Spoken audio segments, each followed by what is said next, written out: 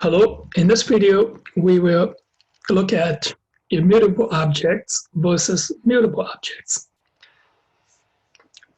Recall that numbers and strings are immutable objects in Python. Their contents cannot be changed.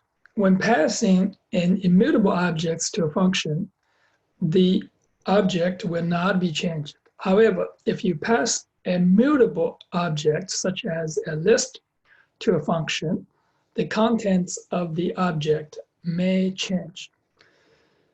So let's look at this example here. We have the circle. This is to create a circle object with radius 1. Now we're going to invoke print area my circle n is 5. Print areas circle times is to print this areas circle's area.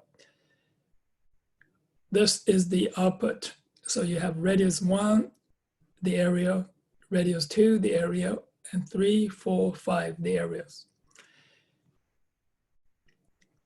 We're going to increase the radius by 1 every time you print a radius and area. You increase the radius by 1 and then reduce the times by 1. So here, the times eventually will be 0. And radius is doing this 5 times. The radius starting with 1, and that's when the loop is finished, the radius will be 6. So after this function, print areas is finished. So what is my circle.radius? That is 6. What is this n? N is still 5 because n is not changed. It's an immutable object.